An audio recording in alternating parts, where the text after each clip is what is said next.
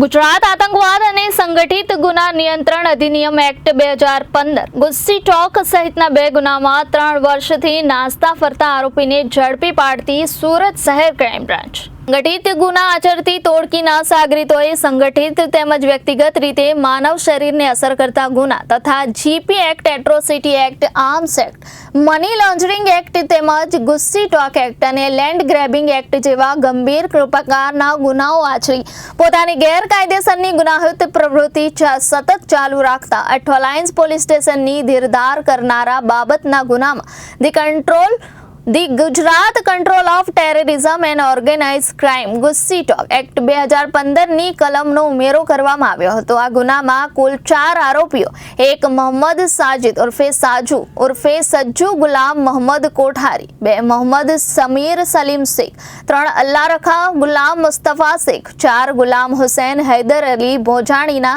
નામો જાહેર કરવામાં આવ્યા હતા। જે પૈકી ટોળકી લીડર મોહમ્મદ સાજિદ ઉર્ફે સાજુ ઉર્ફે સજ્જુ ગુલામ મોહમ્મદ કોઠારી તથા ટોળકીના સભ્ય મોહમ્મદ સમીર સલીમ શેખની તારીખ 25/3/2022ના રોજ ધરપકડ કરવામાં આવી હતી તથા અલ્લાહ રખા ગુલામ મુસ્તફા શેખને તારીખ 21/12/2023ના રોજ સુરત ક્રાઇમ બ્રાન્ચ દ્વારા વિરાર ઈસ્ટ મુંબઈ ખાતેથી ઝડપી પાડવામાં આવ્યો હતો।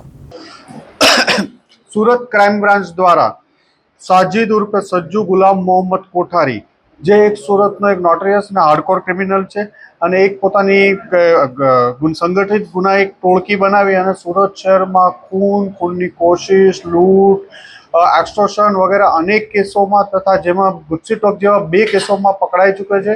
એ ગેંગનામાં સજ્જુ કોઠારી સાથે અન્ય 4 મેમ્બરો પર સંડોવાયેલા હતા, જેમાં મોહમ્મદ સાજિદ ઉર્ફે સાજુ ગુલામ કોઠારી, મોહમ્મદ સમીર ઉર્ફે સમીર સલીમ શેખ, અલ્લાહ રખા ગુલામ મુસ્તફા શેખ અને ગુલામ હુસૈન હૈદર અલી ભોજાણી, આ 4 ઉપર ગુસ્સી ટોકનો બીજો ગુનો દાખલ કરવામાં આવ્યો હતો। અઠવા પોલીસ સ્ટેશનનો ઇન્વેસ્ટિગેશન ક્રાઇમ બ્રાન્ચ દ્વારા કરવામાં આવેલું। 2022થી આ ગુલામ મોહમ્મદ છે ભોજાણી સતત ભાગતો રહેતો હતો। 2022માં જ્યારે સાજુ કોઠારી પકડાઈ ગયો ત્યારબાદ અલ્લાહ રખા અને ગુલામ બંને સુરતથી ભાગી ગયા હતા। અલ્લાહ રખાને 2023માં ડિસેમ્બરમાં સુરત ક્રાઇમ બ્રાન્ચની ટીમ દ્વારા મુંબઈથી પકડવામાં આવ્યો હતો અને આ બંને ઉપર સુરત શહેર પોલીસ દ્વારા 20,000નું ઇનામ પણ જાહેર કરવામાં આવ્યું હતું। ગુલામ હુસૈન હૈદર ભોજાણી અહીંથી ભાગ્યા બાદ અલગ અલગ ઓછામાં ઓછા 6 થી 7 કન્ટ્રીઓમાં ફરતો રહ્યો હતો। અહીંથી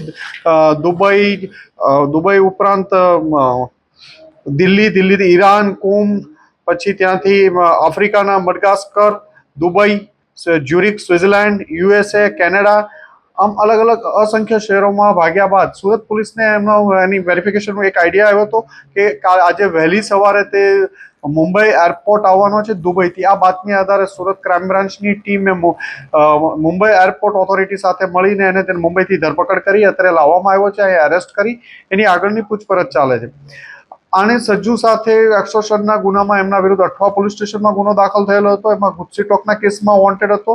આ ઉપરાંત અઠવા પોલીસ સ્ટેશનના બીજા એક એક્સટોર્શનના કેસમાં પણ એ 2022થી જ વોન્ટેડ હતો।